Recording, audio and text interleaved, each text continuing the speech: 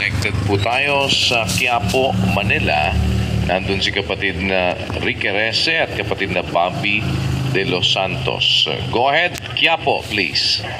Salamat po sa Diyos, kapatid Daniel. Ang susunod po na tatanong kay kapatid na Eli ay isa pong nagsusuri. Siya po ay si kapatid na Jose dito. Ito po ang kanyang katanungan. Salamat po sa Diyos at maligayang bati po sa lahat. Ang aking pong katanungan ay tungkol po ito sa mga tao na kung may kaligtasan din po yung mga tao na mababait, sumusunod sa kautosan ng Diyos.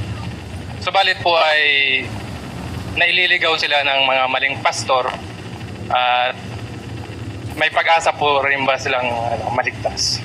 Salamat po. O kapatid, yung pagkaligaw ko minsan dahil sa kawalang malay ng tao yun, hindi niya alam na kaya siya naliligaw.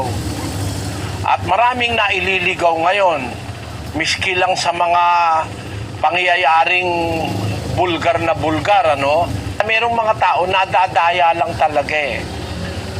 Para sabihin mo ngayon, walang kaligtasan yung nadadaya. Lalo na kung tao namang walang masamang layon sa kapwa. Para sabihin mo, wala nang kaligtasan yun, parang malupit naman. Meron lang kasi nadaya eh.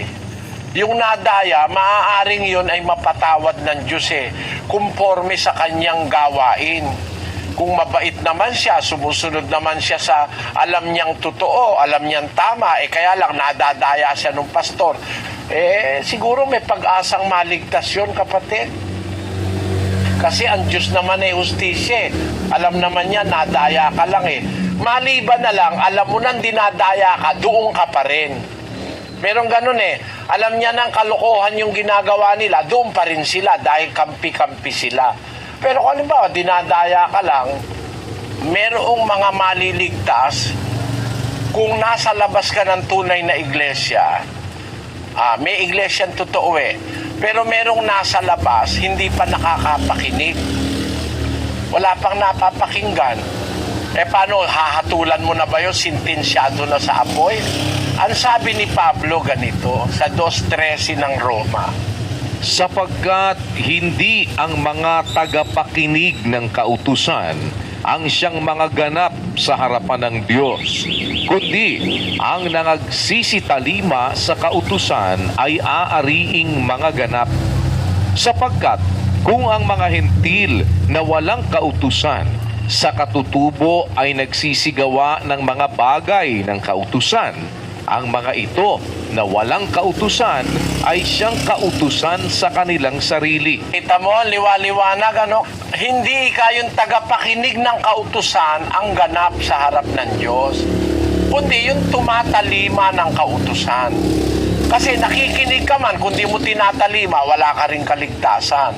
Pero meron namang hindi nakakapakinig, gumagawa naman ng kabutihan na nasa kautusan, yung mga bagay ng kautusan, aariing ganap. So may aliligtas din. Halimbawa, si Kristo, nangangaral siya noong 2,000 years ago. Hindi naman sa isang iglap narating niya lahat ng tao Di ba? Hindi naman sa isang taon narating niya lahat Sa isang taon, ang napangaralan niya lang sa Jerusalem at sa palibot-libot nito. Di man siya nakarating sa Asia.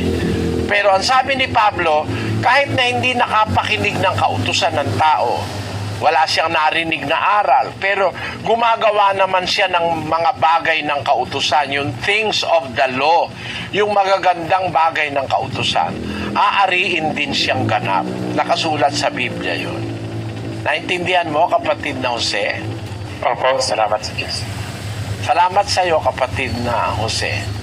Okay po, maraming salamat po at ganoon din sa ating mga naging panauhin. At muli po, sa tulong ng Panginoon ay nairaos natin ang isang gabing ito ng ang dating Daan Worldwide Bible Exposition. Ang ating pasasalamat una sa Panginoon sa isa pang mabuting pagkakataong ipinagkaloob sa atin para po tayo ay makapagbahagi sa ating mga kapwa-tao ng mga katwiran at ng ating pananampalataya at sa pamamagitan po ng Bible Exposition na ito.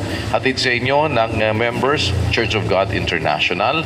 Salamat po sa lahat ng ating mga panauhin na nakiisa sa atin, sa mga nakakabahagi natin sa iba't ibang parte ng mundo, sa mga sumubaybay sa pamamagitan po ng ating live streaming na ginagawa at ng ating pong mga satellite feeds sa iba't ibang dako ng daigdig. Minsan pa, salamat po sa Diyos sa isang mabuting pagkakataong ipinagkaloob niya sa atin. Kapatid na Eli, Mga kababayan, salamat po. Ulit ko ang aming anyaya sa inyo.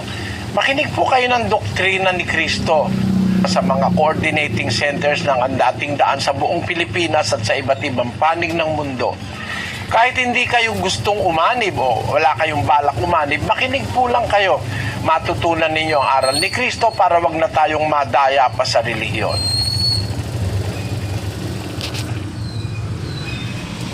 Muli salamat sa Diyos at mga kaibigan ko, kung gusto niyong makaalam ng dagdag kaalaman, try niyo pong makinig ng doktrina.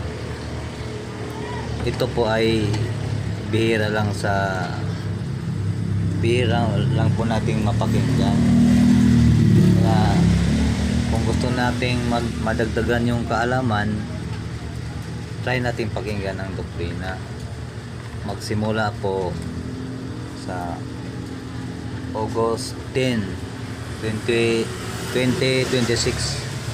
Try nyo lang po. Saka wala namang pilitan. Kung gusto nyo lang mapakinggan o gusto nyo mag-sorry para malaman nyo po kung sino ba ang nagsasabi ng tamang aral. At paalam na po. Bye-bye. Salamat sa Diyos.